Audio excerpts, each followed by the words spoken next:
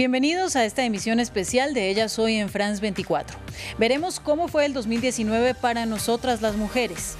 Y es que fueron varios los temas que se convirtieron en prioridad en busca de la igualdad de género.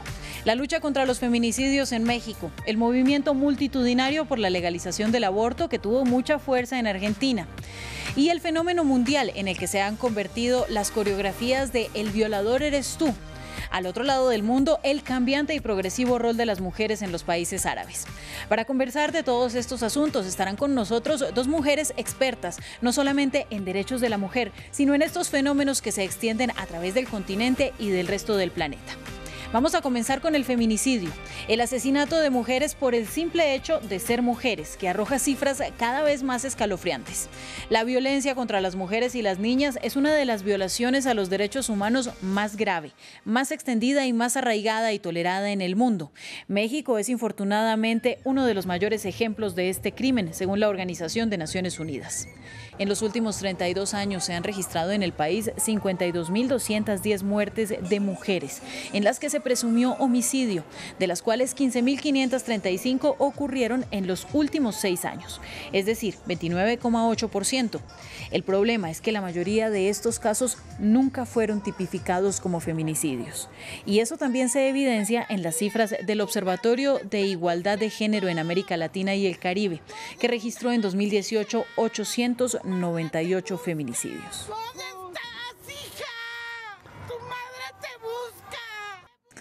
¿Cuántos feminicidios se quedaron sin ser reportados y qué podemos hacer para que las autoridades se tomen en serio la violencia contra la mujer?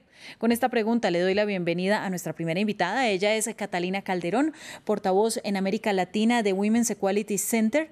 Gracias por estar con nosotros y bueno, ¿qué hacemos entonces para que nos tomen más en serio? Ángela, muchísimas gracias. Pues la principal barrera para que tanto las mujeres sepamos cómo denunciar cuando somos víctimas de violencia y al mismo tiempo que los jueces y los fiscales puedan presentar los cargos necesarios es la educación.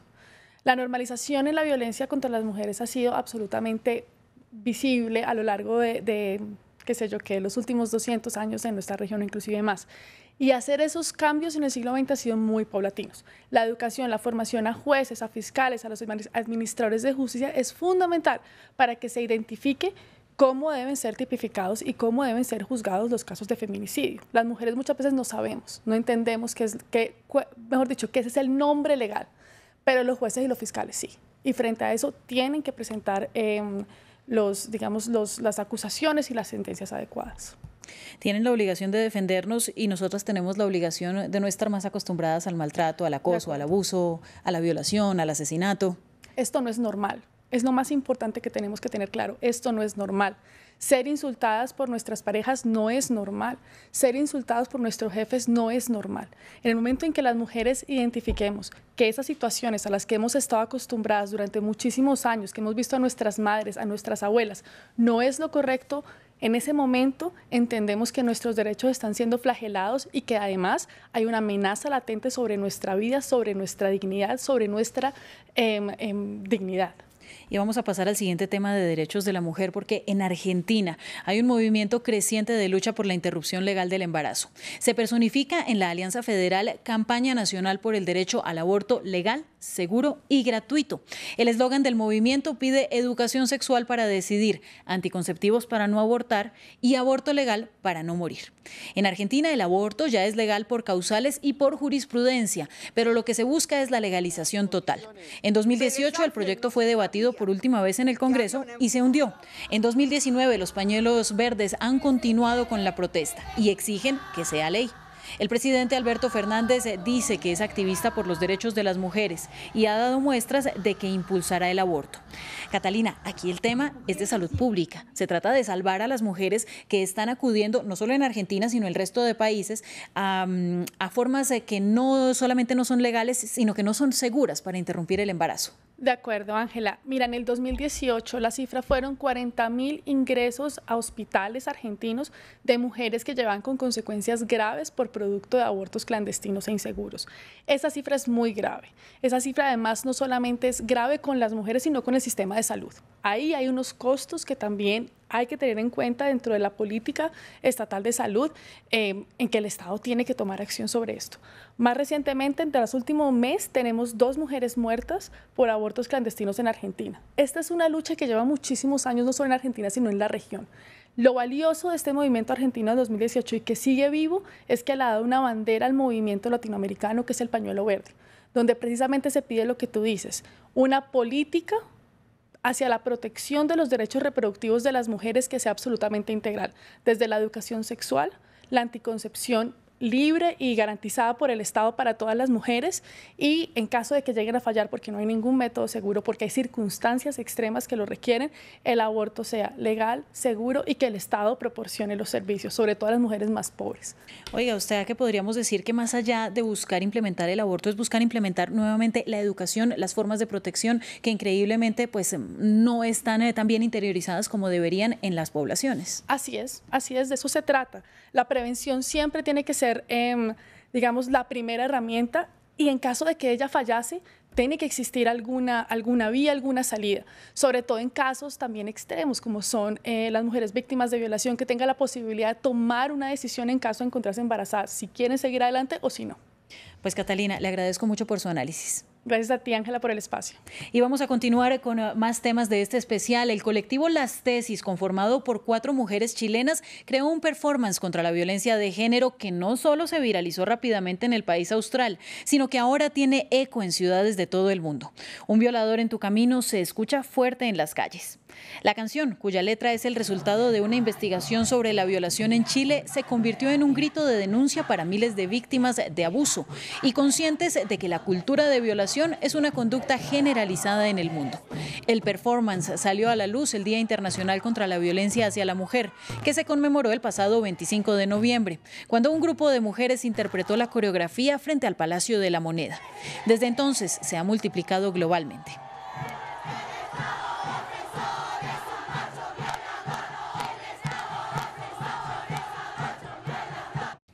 Un caso especialmente apabullante es el de Turquía. Recordemos que el 14 de diciembre, legisladores turcas organizaron una protesta en la Asamblea General cantando el himno feminista para resaltar la crisis del feminicidio en el país.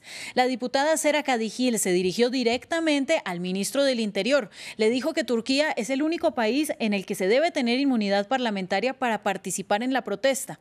Y es que la semana anterior, 7 personas fueron detenidas en Estambul por organizar el mismo performance. Para hablar de este caso, le doy la bienvenida a Caroline Alarcón Forero. Ella es antropóloga, editora, escritora y además letrada en los temas de las mujeres y de los derechos árabes. Bueno, buenas tardes. Sí, desafortunadamente Turquía fue el único país que penalizó pues a estas mujeres por protestar. Digamos que el Parlamento turco dijo que se le había permitido hacer la protesta y se les pidió dispersarse después, a lo cual no respondieron y por ello se les estaba judicializando. La excusa es que la letra del himno de Las Tesis está atentando contra el buen nombre del gobierno y especialmente del presidente. Digamos que bajo esta excusa es que han tenido a estas mujeres retenidas y ahorita se está creando pues todo el movimiento para defenderlas y prestarles ayuda legal. ¿Qué pasa con esta odiosa comparación que infortunadamente tenemos que hacer entre Oriente y Occidente? ¿Por qué Turquía? ¿Por qué ese es el único país en el que se está judicializando a personas que hacen una manifestación en contra de la violación y de los abusos machistas? Digamos que es muy extraño porque Turquía es uno de los países que más ha avanzado en los derechos de las mujeres en estos últimos años, ha creado nuevas legislaciones, digamos que se han presentado estas protestas en otros países árabes y no ha habido este tipo de represión. Entonces digamos que es un caso único y la excusa de que se habló mal del presidente por el hecho de ser hombre y que el himno dice pues el violador eres tú, digamos que generalizando a todos los hombres, parece muy sacada de contexto para digamos otras representaciones que se han hecho. Entonces realmente es un caso único para esta, digamos que se piensa en el movimiento que se formó por el hecho de ser muy pública, por el hecho de que se hizo en una plaza, por el hecho de que se hizo gritando, fueron 300 300 mujeres las que se convocaron, que realmente no es mucho para la población de mujeres de Turquía, y para pero lo que se ha visto en el y resto para del lo que mundo. se ha visto en el resto del mundo. Quiero hablar además de otros temas de mujeres en el mundo árabe, porque también alzaron su voz en otros asuntos. Este año se legalizó el derecho a conducir para las mujeres en Arabia Saudita, después de que en 2018 se les permitiera solo con permiso de su marido. En 2019, por primera vez en 40 años, las mujeres entraron a un estadio de fútbol en Irán, donde las leyes lo prohíben, pero se les organizó una tribuna especial para que pudieran ingresar. Y en el Líbano, algo muy positivo, el género femenino ha sido muy importante en las protestas contra una élite gobernante que la población dice, ya no más, hay mucha corrupción, cambio de gobierno. Así que ya para llegar al final de este especial de Ellas Hoy, yo le quiero pedir la conclusión de cómo va el avance de los derechos de las mujeres en los países árabes. Bueno, es muy importante pensar el mundo árabe desde sus diferencias. O sea, digamos que a pesar de que es la primera vez que entran en Irán, en Egipto son muy fanáticas del fútbol y ahorita con Salah son un movimiento muy importante de entrar las mujeres a los estadios. En cada país hay movimientos feministas, algunos desde hace muchas décadas, otros muy recientes, pero lo cierto es que lo importante en el 2009 es que se están articulando, se están haciendo congresos, se están haciendo uniones, ligas de mujeres musulmanas, de mujeres feministas árabes, de mujeres árabes en todos estos países, y eso creo que es la reacción más importante de este año del 2019, el hecho de conocerse entre todas y poder generar procesos más unidos. Pues a usted le agradezco mucho y esperamos que en 2020 podamos seguir cubriendo buenas noticias acerca del mundo árabe. Si Dios quiere que así sea, así señora. A ustedes gracias por estar con nosotros en Ellas Hoy. Volveremos con ustedes el próximo año con más noticias y más derechos para las mujeres.